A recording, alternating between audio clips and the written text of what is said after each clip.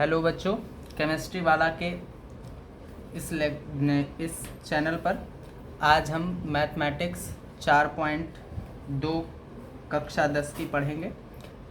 पहले वीडियो में हमने 4.1 और 4.2 के पहले सवाल को क्लियर किया था। आज हम 4.2 का दूसरा सवाल करेंगे। तो दूसरा सवाल देखते हैं क्या लिखा है। दूसरा सवाल इसमें लिखा गया है कि उदाहरण 1 में दी गई समस्याओं को हल कीजिए। तो उदाहरण 1 इसमें ये दिया गया है आपका उदाहरण 1 में जो सवाल दिए गए हैं, 2 सवाल दिए गए हैं, ये हल भी किए गए हैं। पूरा देख लीजिए, इसको आप यहीं से सॉल्व कर लेंगे। इसमें हमें ज़्यादा कुछ बताने की ज़रूरत नहीं है। तो आज हम 4.2 का सवाल नंबर 3 करेंगे। सवाल नंबर 3, क्वेश्चन नंबर 3, प्रश्न नंबर 3 की बात करेंगे। किसकी? प्रश्न नंबर 3 की बात करेंगे। तो जो हमारा प्रश्न नंबर 3 है, प्रश्न नंबर 3 वो लिखा गया है, ऐसी 2 संख्याएं ज्ञात कीजिए जिनका योग 27 और गुणनफल 182 है। तो सवाल में दिया है कि 2 संख्याओं का योग है। तो मान लेते हैं हम। माना पहली संख्या हमारी कितनी है? x है। पहली संख्या हमारी कितनी है? x है। और दूसरी संख्या जो अब हमारी दी गई है, दूसरी संख्या वो क्या होगी? दोनों का योग 27 दिया गया है। तो उसमें 27 में से हम क्या करेंगे? x को माइनस कर देंगे तो हमारी दूसरी संख्या मिल जाएगी। फिर प्रश्नानुसार लिखा गया है कि दोनों संख्याओं का गुणनफल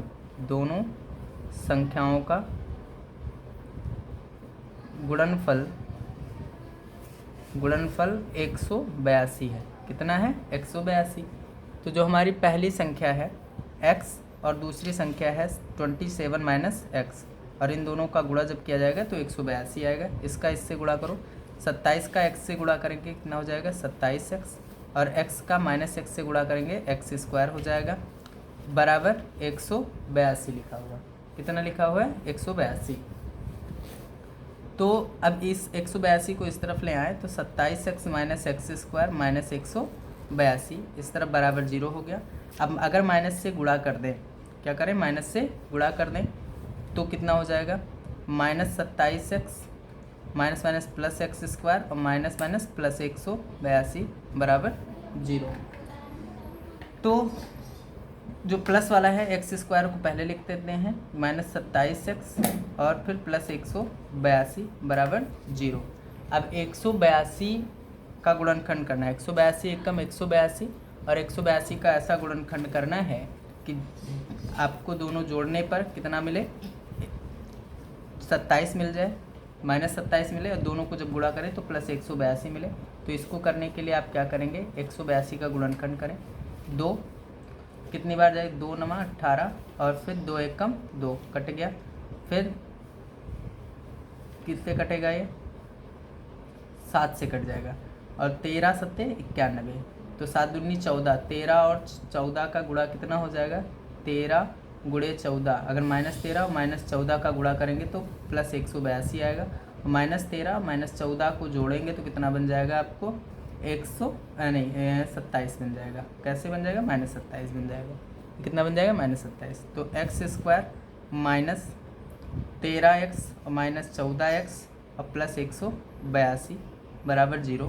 तो दोनों में x कामन हो गया तो x माइनस 13, माइनस 14 कामन हो गया तो x माइनस 13 बराबर 0। अब इन दोनों में x माइनस 13 एक ब्रैकेट कामन हो गया और x माइनस 14 अब बराबर 0। तो एक पर 0 करो, x माइनस 13 बराबर 0, तो x बराबर कितना आ गया? 13, और x माइनस 14 बराबर 0, तो x बराबर हो गया 14। तो जो आपकी पहली संख्या बनेगी वो कितनी हो जाएगी? 13, या आप 14 भी ले सकते हैं। अब पहली संख्या 13 और 27 में से 13 घटाएंगे तो 14 आएगा, यानी पहली संख्या 13 है, दूसरी संख्या कितनी है? आपकी 14 है। तो ये आपका तीसरा सवाल था। फिर लिखा गया चौथा क्वेश्चन देख लेते हैं। चौथा क्वेश्चन क्या कहता है? चौथा क्वेश्चन कह रहा है कि, ये देख लीजिए, चौथा क्वेश्चन कह रहा है कि 2 क्रमागत धनात्मक पूर्णांक ज्ञात कीजिए जिनके वर्गों का योग 365 है। चलिए देखते हैं।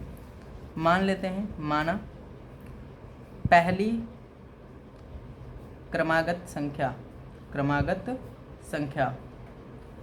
x है, तो दूसरी क्रमागत संख्या क्या होगी, क्रमागत है, क्रम से है, तो उसी में क्या कर देना है आपको, 1 जोड़ देना है। तो x में 1 जोड़ेंगे, x प्लस 1 हो गया, x और x प्लस 1 हो गया। अब फिर प्रश्नानुसार बात कह रहा है, प्रश्नानुसार दोनों संख्याओं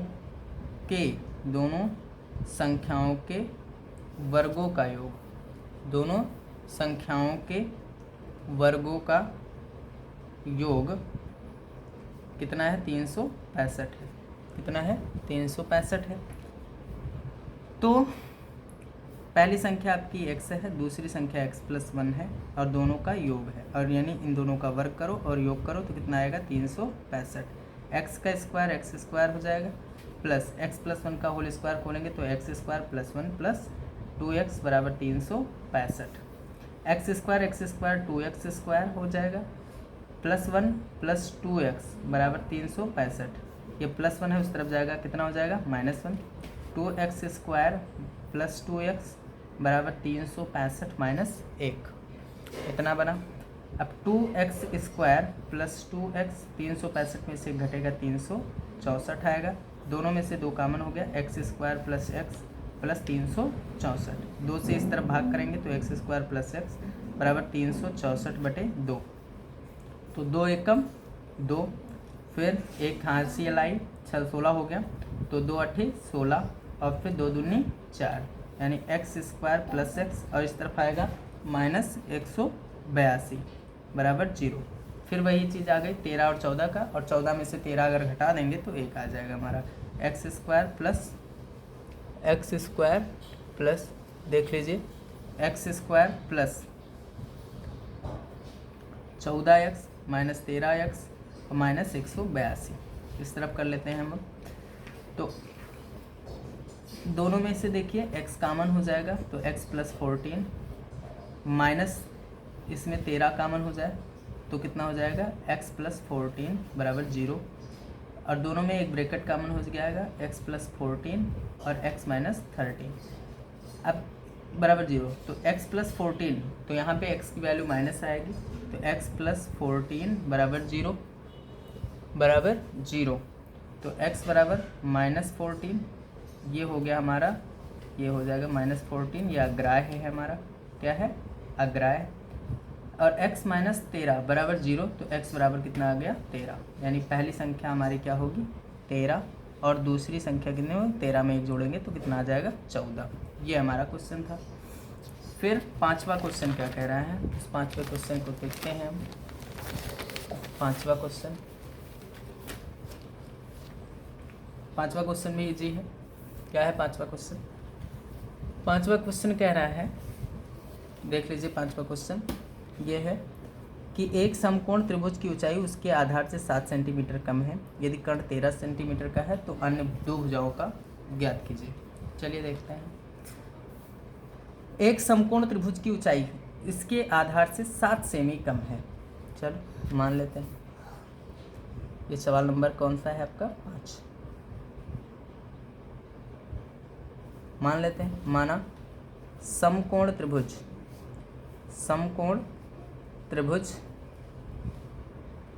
माना समकोण त्रिभुज का आधार कितना है, 7 सेंटीमीटर का। दिख नहीं रहा है तो देख लीजिए, यहाँ पे दिख रहा है। माना समकोण त्रिभुज का आधार बराबर x, और जो नहीं, त्रिभुज की ऊंचाई उसके आधार से 7 कम है, ठीक है, आधार x हो गया।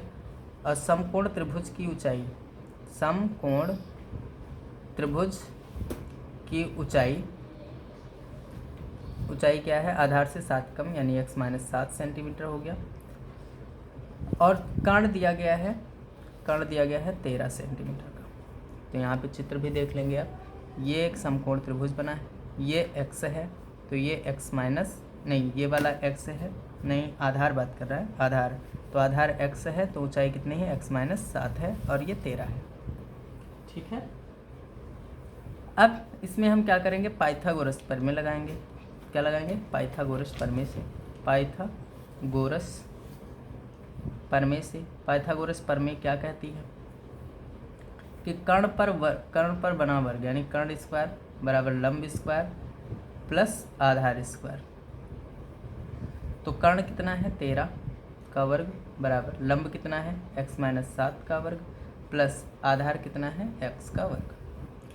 13 का वर्ग 169 हो जाएगा, x-7 का वर्ग कितना हो जाएगा, इसका होल स्क्वायर खोल दिया जाए, x स्क्वायर 7 का वर्ग 49 और फिर माइनस 2a भी होगा तो 2a की वैल्यू x और b की वैल्यू 7 प्लस एक्स स्क्वायर 169 बराबर एक्स स्क्वायर प्लस 49 माइनस 7 दूनी 14x प्लस एक्स स्क्वायर कितना हो जाएगा 2x स्क्वायर माइनस 14x और ये प्लस 49 है इस तरफ आ जाएगा माइनस 49 हो जाएगा, माइनस 49 बराबर 0 बराबर 2x स्क्वायर माइनस 14x।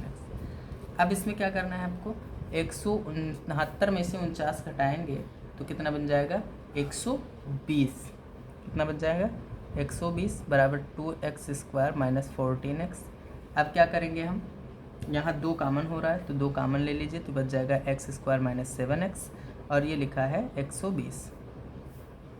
अब ये 2 इस तरफ है गुणा में, इस तरफ आएगा भाग करेगा 120/2 बराबर x स्क्वायर माइनस 7x। इसको इससे काटेंगे तो कितना आ जाएगा 60, x स्क्वायर माइनस 7x बराबर 60 यानी x square minus 7x minus 60 बराबर 0। अब 60 का गुणा करो, एक से इसका गुणांक 1 है तो 60 एकम 60 हो जाएगा और फिर 60 का गुणनखंड ऐसा करना है कि क्या करना, घटाने पर कितना आ जाए 7x आ जाए तो 12 5 जा 60 और 12 में से 5 घटाएंगे तो कितना आएगा 7x। तो x square minus 12x plus 5x minus 60 बराबर 0। तो x कामन हो गया x माइनस 12 प्लस 5 कामन हो गया तो x माइनस 12 बराबर 0। तो और दोनों में एक ब्रैकेट कामन हो गया x माइनस 12 और x प्लस 5 बराबर 0। तो x माइनस 12 बराबर 0 तो x बराबर ये माइनस 12 है उस तरफ जाएगा प्लस 12 हो जाएगा और x प्लस 5 बराबर 0 तो x बराबर कितना हो जाएगा माइनस 5, ये बन गया। तो ये माइनस 5 वाला असत्य होगा या अग्राह्य होगा, माइनस में नहीं लिखा जाएगा पूर्णांक। और जो x बराबर 12 है यानी आधार हमारा आ गया कितना 12, ये हो गया 12 और ये 12 में से 7 घटेगा तो ये 5 हो जाएगा और ये 13 तो दिया ही है। ठीक, तो ये क्वेश्चन आप देखिए, नोट भी कर सकते हैं, सवाल आसान था और कुछ भी नहीं था। अब जो है सवाल नंबर 6, सवाल नंबर 6 देखो क्या कह रहा है। सवाल नंबर 6 की तरफ चलते हैं। सवाल नंबर 6 कह रहा है, देख लीजिए पढ़ लीजिए, यहाँ पे बड़ा आसान सवाल है ये भी। सवाल नंबर 6 कह रहा है कि एक कुटीर उद्योग एक दिन में कुछ बर्तन का निर्माण करता है। एक विशेष दिन यह देखा गया कि प्रत्येक नग की निर्माण लागत उस दिन के निर्माण किए गए बर्तनों की संख्या के 2 गुने से 3 अधिक है। यदि उस दिन कुल निर्माण लागत 90 थी तो निर्मित बर्तनों की संख्या और प्रत्येक नग की लागत बतानी है। तो इसको करने के लिए आपको क्या करना है, कुछ नहीं करना है। मान लेते हैं, माना एक दिन में बनाए गए बर्तनों की संख्या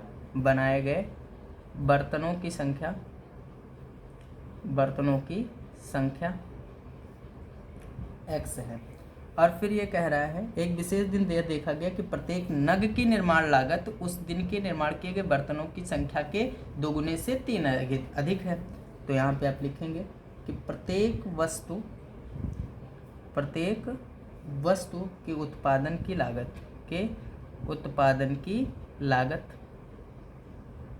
लागत कितनी है।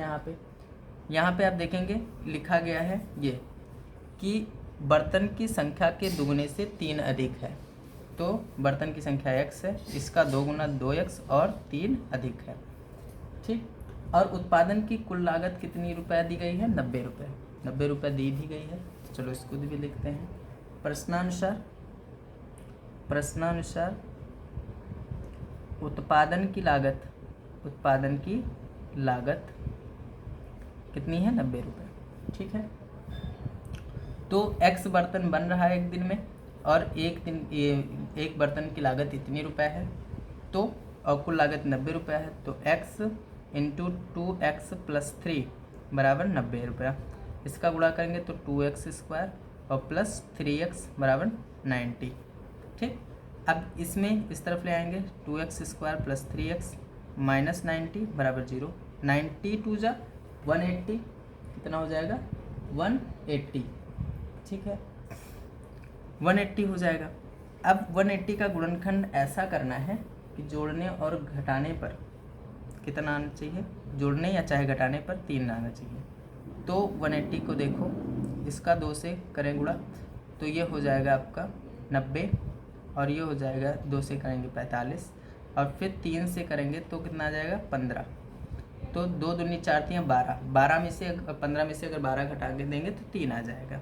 तो 2x² plus 15x minus 12x minus 90 equal to 0। और यहाँ पे दोनों में से कितना कॉमन हो जाएगा, 2 कॉमन हो जाए।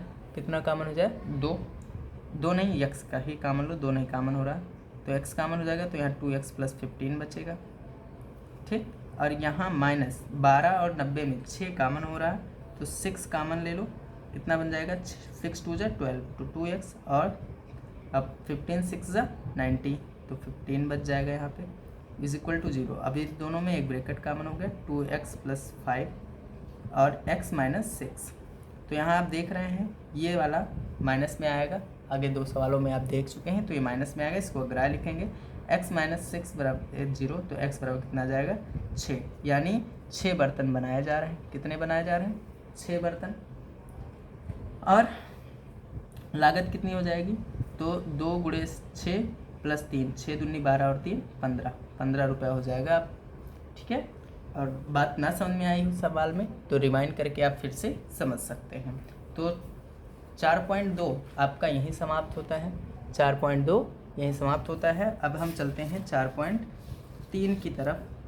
4.3 कुछ नहीं करना है आपको, बहुत ही सुंदर सा सवाल है। इसमें आपको एक फार्मूला जान लेना है 4.3 के लिए। 4.3 के लिए एक फार्मूला होगा श्रीधराचार्य का।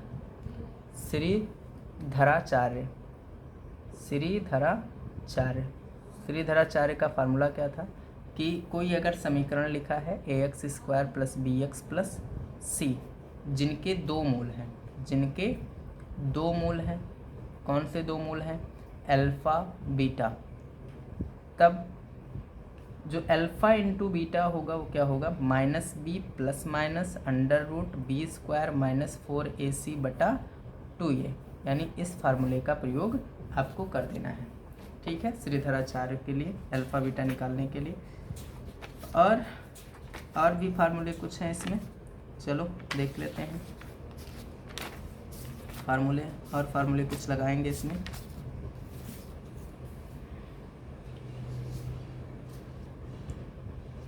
और फार्मूले हैं जो अगले प्रश्नावली में लगेंगे, तो इसको एट दिस हम क्या करेंगे 4.3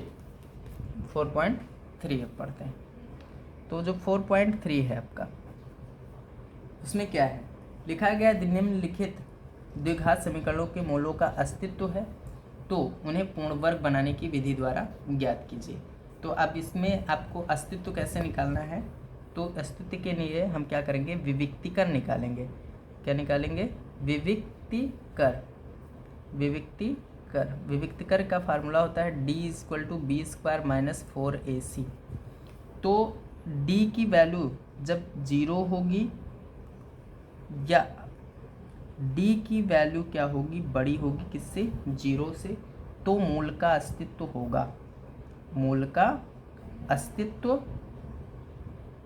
होगा। और अगर ऐसा नहीं है तो मूल का अस्तित्व नहीं होगा। और d की वैल्यू क्या है, <0 है, तो क्या होगा, मूल का अस्तित्व नहीं है। ये आप जाने रहिएगा, इस फार्मूले को ध्यान में रखिएगा। तो जो पहला क्वेश्चन देखते हैं। पहला क्वेश्चन क्या लिखा है कि यदि मूलों का अस्तित्व है तो उन्हें पूर्ण वर्ग बनाने की विधि द्वारा हल कीजिए। तो पहला क्वेश्चन लिखा है 2x² माइनस 7x प्लस 3 बराबर 0। तो यहाँ पे आप देख लीजिए, अगर इससे कंपैरिजन करेंगे ax² plus bx plus c से तुलना करने पर, जब तुलना करेंगे तो a की जगह पे कितना लिखा है 2, तो a बराबर 2 हो गया। b की जगह पे कितना लिखा है -7, और c की जगह पे लिखा है 3। ए बी सी तीनों की वैल्यू मिल गई आपको। अब विविक्त कर निकाल सकते हैं, तो विविक्त कर इस तरफ निकालेंगे, D equal to B square minus 4ac। तो बी की जगह पे -7 है, तो -7 का वर्ग करो, -4। ए की वैल्यू है 2, सी की वैल्यू है 3, और -7 का वर्ग होगा 49, -4 2 जा 8 और 8 3 जा 24। 49 में से 24 को घटाएंगे तो कितना आएगा? 25 आएगा। कितना आ जाएगा? 25 आ गया, यानी प्लस में आया है। और प्लस में आया मानी डी की वैल्यू जो है ग्रेटर देन 0 है, अतः मूल का क्या है? अस्तित्व है। मूल का अस्तित्व है। अब यहाँ पे क्या करना है आपको कि आपको पूर्ण वर्ग बनाने की विधि से, तो पूर्ण वर्ग बनाने के लिए हम क्या करते हैं? तरीके वैसे कई हैं, लेकिन सबसे अच्छा तरीका है वो देखेंगे। 2x² - 7x + 3 = 0। तो यहाँ पे आप क्या करेंगे? यहाँ पे आप देखिए, ये इसको आप लिख सकते हैं √2x²। तो इसको अब हम मान लेते हैं ये हमारा a² है, और a² में x दिया गया है। तो जो 2ab हमारा होगा, 2ab उसमें भी x का होना आवश्यक है, और x इसी में है। तो ये हम मान लेते हैं क्या लिखा हुआ है? हमारा 2ab है। तो 2ab कितना है? 7x। माइनस की बात नहीं करते हैं। तो 2a की वैल्यू लिखी है √2x इंटू b बराबर 7x। x को मार दो, √2 और 2 बचा, तो b बराबर आ जाएगा 7, और ये पूरा गुणा में इस तरफ जाएगा, भाग करेगा 2√2। तो b² क्या हो जाएगा? 7 का वर्ग 49, और 2 का वर्ग 4, और √2 का वर्ग 2, यानी b² बराबर हो जाएगा 49/4 दूनी 8। अब यहाँ पे हम क्या करेंगे? यहाँ पे हम 49/8 इस समीकरण में जोड़ दें और घटा दें तो पूर्ण वर्ग बन जाएगा। कैसे? चलो, 2x² - 7x + 3 में 49/8 जोड़ने, इसको आप इतना वैसे करिएगा, जोड़ने तथा घटाने पर जब घटाएंगे तो कितना हो जाएगा? 2x² - 7x + 3 -49/8 + 49/8। तो प्लस वाला इसके साथ कर देते हैं, क्योंकि b² हमेशा प्लस में ही होता है। तो 2x² - 7x + 49/8, और फिर +3 -49/8। अब ये जो लिखा हुआ है ये पूरा आपका क्या हो जाएगा? इस पूरे में क्या होगा? इसको देखेंगे तो ये पूरा लिखा है, ये a था, a क्या था? √2x, और -2ab था तो इसलिए माइनस होगा, और b की वैल्यू थी 7/2√2, इसका वर्ग माइनस 8 3 जा 24, 24 में से 49 घटेगा तो कितना आएगा? -25। तो माइनस लिखा है 25/8। ठीक, अब इसको इस तरफ करते हैं हम यहाँ पर, √2x - 7/2√2 इसका स्क्वायर, -25 को लिख सकते हैं 5/2√2 इसका वर्ग। ठीक, इसका वर्ग बराबर 0 मान लेते हैं, है 0 बराबर। तो अब ये हो गया आपका a² और ये हो गया b²। फार्मूला होता है a कोष्ठक में a + b, दूसरे कोष्ठक में a - b। तो a की जगह पे ये पूरी चीज़ लिखिए, तो √2x - 7/2√2, और प्लस में b होगा तो 5/2√2, ये हो गया। दूसरे ब्रैकेट में हो जाएगा √2x - 7/2√2, और -b होगा तो -5/2√2, ये हो गया। ठीक, अब जोड़िए इसको, √2x ये लिखा है 7 माइनस में, और ये 5, दोनों का हर बराबर है, तो 7 में से 5 घटा कितना आएगा? 2/2√2, और फिर √2x, ये भी माइनस ये भी माइनस, तो जुड़ जाएगा माइनस, कितना हो जाएगा? 7/5, कितना हो जाएगा? 12/2√2। अब एक काम करेंगे, 2 से 2 को मार दो और इस 2 को फिक्स। ठीक है, अब ये जो आपका बचा है यहाँ पे क्या, 1 बराबर 0 है, तो 1 ले लेते हैं हम। √2x बराबर नहीं, माइनस लिखेंगे तो आ जाएगा 1/√2 बराबर 0। तो इस -√2 1/√2 को उस तरफ पहुँचाएंगे तो प्लस हो जाएगा, √2x बराबर 1/√2। ठीक, दिख रहा है? हाँ, दिख रहा है। अब x बराबर कितना हो जाएगा 1/√2 और गुणे √2, √2 गुणे √2, तो इसका जब गुणा करेंगे तो कितना हो जाएगा, x बराबर √2 का गुणा कितना हो जाएगा 2, तो x की वैल्यू कितनी आ गई 1/2, 1/2 आ गया। अब दूसरे में दूसरा देख लेते हैं। दूसरा समीकरण जो लिखा है वो लिखा है, दूसरा समीकरण है, दूसरा गुणनखंड लिखा है √2x minus 6/√2 is equal to 0। तो √2x और माइनस में है तो उस तरफ जाएगा प्लस 6√2, तो √2 और इस तरफ √2 गुणा है उस तरफ जाएगा भाग हो जाएगा, तो x बराबर 6/√2 गुणे √2, तो x बराबर इसका गुणा करेंगे हम तो हो जाएगा 6 और √2 का गुणा हो जाएगा 2, 2 3 जा 6, यानी x बराबर 3 आ जाएगा। समीकरण के दोनों मूल क्रमशः 1/2 व 3 है। ठीक है, ये आपका पूर्ण गुणनखंड विधि से निकल गया है आपका। ठीक, ऐसे ही आपको सवाल नंबर 2 करना है, इसका सेकंड नंबर करना है। सेकंड नंबर सवाल जो लिखा हुआ है वो क्या लिखा हुआ है, 2x² + x - 4 is equal to 0। तो इसका सबसे पहले क्या निकालेंगे कि अस्तित्व है या नहीं, तो इसको कंपैरिजन करो, ax² + bx + c से बराबर 0। a की जगह पे कितना लिखा है 2, b की जगह पे कितना लिखा है 1, और x c की वैल्यू लिखी है -4। तो d निकालेंगे, b², b की जगह पे 1 है, 1 का वर्ग माइनस 4, a की वैल्यू कितनी है 2, c की वैल्यू कितनी है -4, तो d इज इक्वल टू 1 का वर्ग 1 माइनस 4 2 जा 8 और 8 4 जा 32, माइनस माइनस क्या हो जाएगा +32, तो d की वैल्यू आ गई 33, यानी d की वैल्यू क्या है ग्रेटर देन 0 है। ठीक है, इसलिए ये क्या है, समीकरण का यानी मूल का अस्तित्व है, मूल का अस्तित्व है। अब जब मूल का अस्तित्व है तब आप क्या करेंगे, अब इसका पूर्ण गुणनखंड बनाने की विधि से गुणनखंड करेंगे। तो लिखा है 2x² + x - 4 is equal to 0। इसको आप क्या लिख सकते हैं, √2x का होल स्क्वायर। ठीक है, √2x का होल स्क्वायर आसानी से लिख सकते हैं। अब जो 2ab होगा उसमें 2x का होना यानी x का होना आवश्यक है, तो x इसी वाले पद में है, तो 2ab जो आपका है वो x है। 2a की वैल्यू है √2x इंटू b बराबर x, और इस x से ये x क्या हो गया कैंसिल हो गया, 2√2 इंटू b बराबर 1 बचा, और ये 2√2 गुणे में इस तरफ तो उस तरफ जाएगा भाग करेगा 2√2, तो b² बराबर जो हो जाएगा 2 का वर्ग 4 और √2 का वर्ग 2 हो जाएगा, तो b² बराबर 1/8, 1/8 b² की वैल्यू आ गई।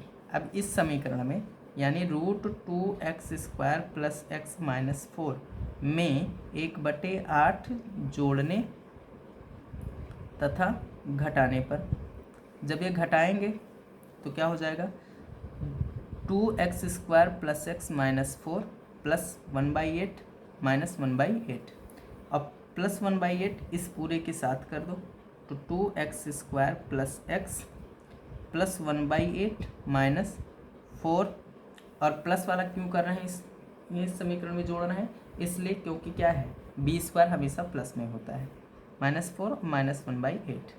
ये पूरा जो है a की वैल्यू ये थी √2x, 2ab हमारा प्लस में था यानी a + b का होल स्क्वायर बनेगा, b की वैल्यू हमारी लिखी है 1/2√2 इसका होल स्क्वायर, 4 2 जा नहीं 4 8 जा 32 माइनस में और -1 तो ये जुड़ के जाएगा -33/8। इसको आप क्या लिखेंगे, इसको आप लिख सकते हैं √2x + 1/2√2 इसका होल स्क्वायर माइनस इसको लिख सकते हैं 8 को लिखेंगे हम 33/2√2 और इसको लिखेंगे ये 33। तो इसका अगर हम वर्ग करें, इसका अगर हम वर्ग करेंगे तो हमको यही मिल जाएगा ये, ठीक है। 2 का वर्ग 4 हो जाएगा, √2 का वर्ग 2 हो जाएगा, तो गुणा हो जाएगा, रुक जाएगा, और √33 का वर्ग होगा तो 33 आ जाएगा, बराबर में 0 है। अब a² माइनस b² लगाएंगे इसमें, तो एक कोष्ठक में a plus B √2x plus 1/2 और फिर प्लस में हो जाएगा √33/2 ये हो गया, और दूसरे में हो जाएगा √2x प्लस 1/2 माइनस 33/2। अब देखिए इसमें क्या होगा, ये जो है इस दोनों का हर बराबर है, जोड़ दीजिए आपस में, √2x प्लस 1 प्लस √33/2 ये हो गया। ऐसे ही ये वाला हो जाएगा √2x plus 1 minus √33/2 is equal to 0। एक एक पद बराबर करिए, √2x plus 1 plus √33/2 is equal to 0। ये पूरा पद गुणे में है, नहीं गुणे में नहीं, प्लस में उस तरफ जाएगा, माइनस में हो जाएगा, √2x बराबर -1 और माइनस √33/2 और √2 यहाँ पे गुणे में इस तरफ जाएगा, भाग करेगा, तो -1 माइनस √33/2 में 2√2 में √2 का गुणा हो जाएगा, तो √2 का गुणा 2, 2 दूनी 4, ये बन गया पहला मूल। दूसरा मूल क्या होगा, ऐसे ही इसको देख लेते हैं, √2x plus 1 minus √33/2 is equal to 0। तो √2x प्लस नहीं बराबर लिखेंगे, ये +1 है उस तरफ जाएगा, -1 हो जाएगा, ये माइनस है इस तरफ प्लस हो जाएगा, 33/2 तो x बराबर √2 इधर गुणा उस तरफ जाएगा, भाग करेगा, -1 प्लस √33/2 गुणे √2, तो इसका गुणा हो जाएगा, तो x बराबर आ जाएगा -1 प्लस √33/2 √2 और √2 का गुणा हो जाएगा, तो 4 आ जाएगा। यानी समीकरण के जो दोनों मूल हैं वो क्या हैं, ये एक मूल ए वाला, दूसरा मूल ये वाला, ठीक। तो सवाल को देख लीजिए ध्यान से, ना समझ में आए तो आप कमेंट में पूछ सकते हैं, ठीक है। चलिए अब इसका जो सवाल नंबर 3 है, 3 और 4 थोड़ा थोड़ा हम हल कर देते हैं, बाकी आप कीजिएगा। सवाल नंबर 3 लिखा है 4x² plus 4√3x plus 3 is equal to 0, ठीक है। इसमें भी ax² plus bx plus c बराबर 0 से तुलना करने पर जब तुलना करेंगे तो a की जगह पे 4 लिखा है, b की जगह पे 4√3 लिखा है और c की जगह पे +3 लिखा हुआ है, 3 लिखा है। यानी अब निकालेंगे d, विविक्तिकर निकालेंगे, डिस्क्रिमिनेंट निकालेंगे, तो b² b की जगह पे है 4√3 इसका वर्ग माइनस 4 a की वैल्यू है 4 और c की वैल्यू कितनी है 3, तो 4 का वर्ग हो जाएगा 16, √3 का वर्ग हो जाएगा 3 माइनस 4 4 जा 16 और 16 3 जा 48, ठीक है। तो अब इसमें क्या हो जाएगा, ये पूरा का पूरा कट गया आपका, 48 माइनस 48 बराबर 0, तो d की वैल्यू आ गई 0, तो d इज इक्वल टू है 0। यानी मूल का क्या है, अस्तित्व है, मूल का अस्तित्व है, तो मूल का अस्तित्व है तो हमको पूर्ण वर्ग बनाना होगा। चलो बनाते हैं कैसे, ये देखिए लिखा 4x² plus 4√3x plus 3 is equal to 0।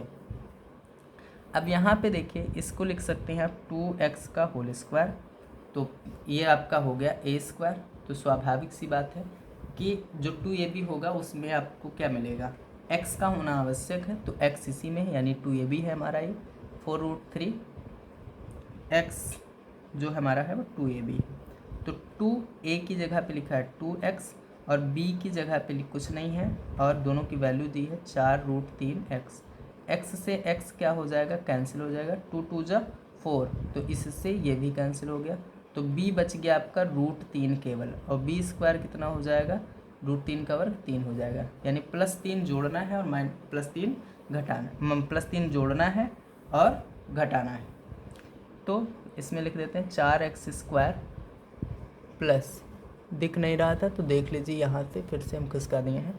4x² plus 4√3 x plus 3 बराबर 0 में 3 जोड़ने तथा घटाने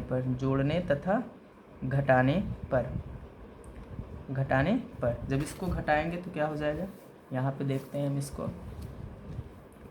4x² प्लस 4√3 x प्लस 3, अब यहाँ पे +3 और -3 दोनों करेंगे तो ये इतनी चीज़ क्या लिखी है, ये लिखा है a की वैल्यू थी 2x, b की वैल्यू थी 3, तो 3 थी कि √3 थी, √3 थी, ये इसका वर्ग है। और 3 में से 3 घटेगा 0 का वर्ग हो जाएगा बराबर 0।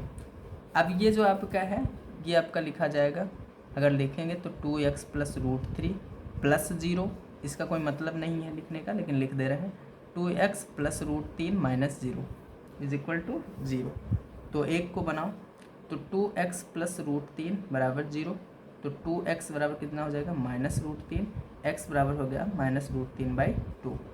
जो दूसरा मूल है वो भी यही आने वाला है। 2x प्लस √3 बराबर 0, तो 2x माइनस √3 बराबर -√3, x बराबर हो जाएगा -√3/2।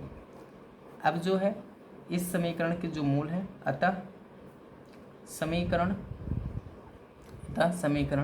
4x² प्लस 4√3x प्लस 3 के मूल क्रमशः कितना है, -√3/2 कामा -√3/2। ठीक है, ये हो गया आपका। अब सवाल नंबर हम 4 की तरफ चलते हैं। सवाल नंबर 4 क्या कह रहा है, लिखा गया है 2x² plus x plus 4 is equal to 0।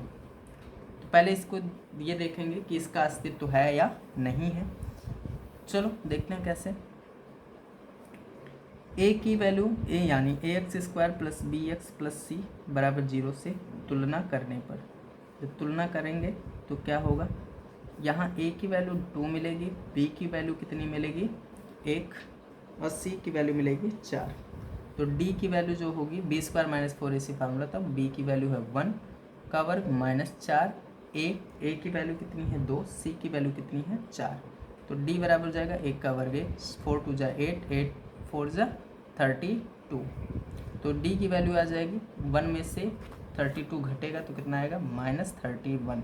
अब यहाँ पे आप देखेंगे कि जो d की वैल्यू है वो लेस देन 0 है, ठीक है, लेस देन 0 है, तो अतः मूल का अस्तित्व नहीं है, नहीं है। और जब मूल का अस्तित्व नहीं है तो हमें कोई पूर्ण वर्ग बनाने की इसको ज़रूरत नहीं है, ठीक है, तो ये ध्यान रखिएगा।